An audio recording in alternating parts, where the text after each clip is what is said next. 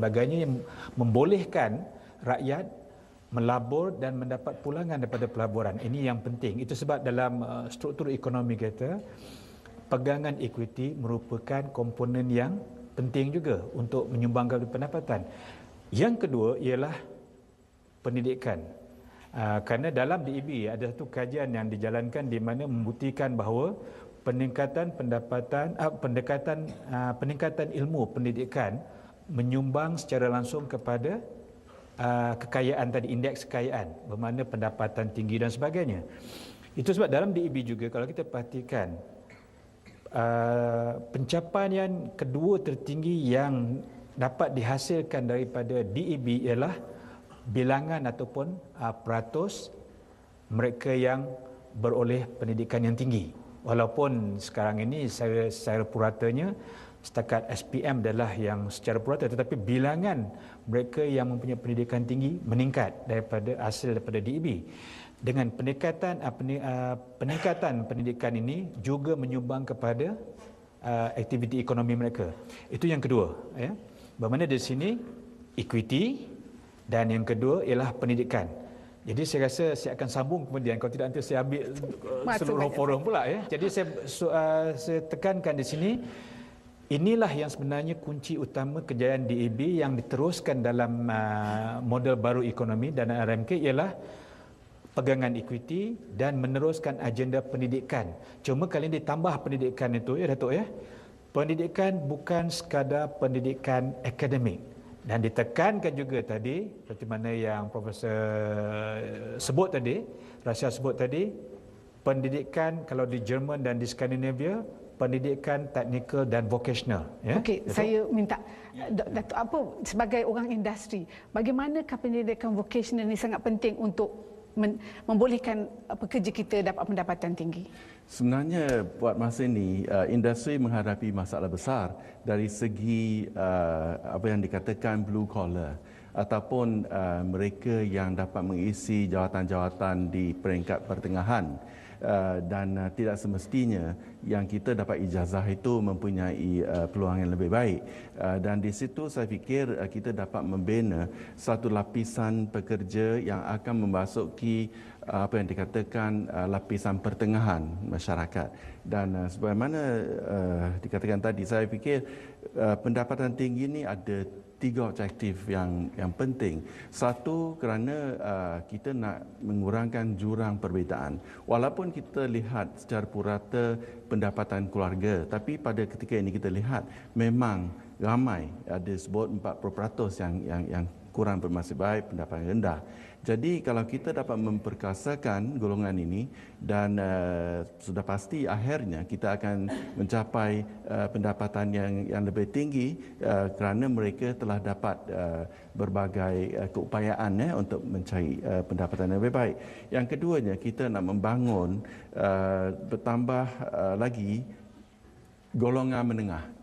Pada ketika ini memang sudah besar golongan ini, tapi sebagai sebuah negara yang akan terus membangun sehingga menjadi negara yang maju, maka lapisan apa yang dikatakan middle class atau pertengahan ini amat penting. Dan kerana struktur umur pun penduduk kita rata-rata lebih ramai, ya, yang dalam pertengahan umur ataupun yang lebih muda. Jadi di sini saya fikir golongan inilah perlu dibangunkan. Yang ketiga, untuk kesejahteraan hidup, kita nakkan kualiti hidup yang lebih baik, dapat menikmati segala kebendaan dan lain-lain dalam kehidupan. Jadi itulah matlamat akhir yang hendak dicapai dalam rancangan ekonomi ataupun pembangunan negara. Okey, Datuk ahli-ahli panel, saya ingin menjemput pandangan daripada perhadirin sekalian. Mungkin ada yang setuju, ada yang tidak setuju ataupun ada pandangan lain. Boleh saya jemput ada hadirin sekalian kalau ingin menanyakan. Ya, saudari. Selamat malam dan salam satu Malaysia. Saya Datuk Chin. Di sini saya ingin mengemukakan soalan saya. Bolehkah Malaysia terus maju dalam ekspor jika negara berpendapatan tinggi? Ya. Ini Terima kasih. Prof adalah seorang banyak telah buat kajian tentang ekspor. Kerana selalu kita ingat kalau kita nak maju dalam ekspor ni mesti harga rendah. Jadi kalau pendapatan tinggi macam mana, Prof? Jadi saya kira soalan itu baik sekali kerana ia usaha untuk menjawab soalan itu boleh juga menjelaskan apakah sebabnya kita masih belum lagi mencapai kenaikan pendapatan per kapita yang seimbang dengan negara-negara yang lebih maju, yang dulunya berpendapatan lebih rendah daripada kita seperti Taiwan dengan Korea. Pada hemat saya sejak tahun 1990-an, kerajaan banyak menekankan pengimportan buruh kurang mahir.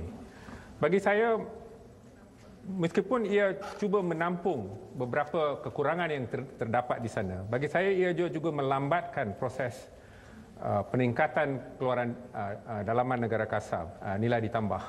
Dan dalam konteks itu, kita juga menghadapi masalah kekurangan modal manusia, bukannya pelaburan semata-mata. Malaysia bukanlah sebuah negara yang miskin. Dari sudut pelaburan, memang Malaysia selalunya mencatatkan pelaburan yang cukup memuaskan, meskipun dari segi pelaburan negara pelaburan asing, kadang-kadang kita menghadapi nisbah yang negatif. Namun kita tak boleh digalurkan antara di golongan negara-negara yang kurangnya modal.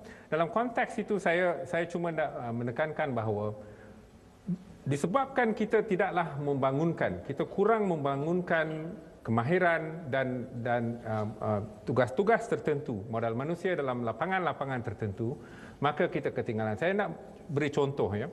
Kalau kita perhatikan jurutera dan saintis, kalau kita lihat dalam setiap 1 juta penduduk di negara, kita sebenarnya kini ketinggalan kerana bilangan yang ada di Malaysia pada tahun 2006 ialah 367 berbanding dengan bilangan di Korea dan di Singapura, begitu juga dengan Taiwan, mengatasi 4,000. Itu antara contoh yang saya ingin nyatakan, termasuklah juga penyelidik dan sebagainya.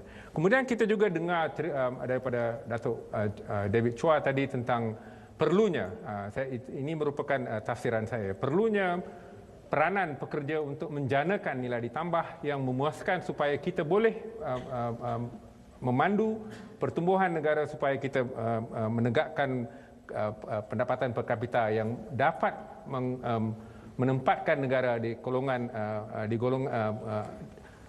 negara-negara yang berpendapatan tinggi. Dalam konteks itu kita harus juga menekankan, melihat sama ada persekolahan, sama ada institusi vocational dan sebagainya dapat menjanakan daya kemahiran yang boleh bersaing di pasaran sedunia. Antara termasuklah precision engineering, tool and die making, antara kemahiran-kemahiran yang diperlukan oleh industri-industri utama negara. Di sini saya lihat sektor elektronik sebagai sektor yang satu ketika menyinarkan imej negara kerana kita banyak mengekspor barangan perkilangan elektronik. Satu ketika kita merupakan antara negara yang paling banyak sekali mengekspor lita kamilan, industri elektronik, barangan elektronik pengguna macam-macam, termasuk peti ais dan sebagainya. Ketika ini kita mengalami kemelesetan di sana, bagi saya adalah disebabkan kita tidaklah begitu berjaya. Bukannya tak berjaya, kurang berjaya dalam menjanakan modal manusia sedemikian demi meneruskan peningkatan dalam nilai ditambah itu. Jadi kalaulah kita boleh memulihkan balik, kita boleh mengaturkan balik dasar-dasar supaya kita menghantar anak kita kepada sama ada institusi vocational, politeknik, begitu juga dengan universiti untuk mengeluarkan modal manusia seperti itu, kita bagi saya akan mencapai matlamat kerajaan, iaitu menjadikan negara sebagai negara berpendapatan tinggi menjelang tahun 2020. Okey Prof, saya nak kaitkan sikit yang apa Prof kata tentang vocational yang kita nyatakan banyak sebelum ini. Jadi salah satu trust saya lihat dalam rancangan Malaysia ke-10 ini adalah pendidikan vocational, di mana kerajaan mencadangkan untuk merombak balik, memberi penekanan lebih pada pendidikan vocational. Jadi apa yang perlu kerajaan buat ataupun Kementerian Pendidikan buat untuk naikkan lagi, meningkatkan lagi pendidikan vocational daripada perspektif industri? Ya, Datuk. sebenarnya ada dua perkara. Satu dari segi kursus yang ditawarkan oleh semua institusi pengajian tinggi, baik awam ataupun swasta. Kalau pada masa-masa lepas hingga kini,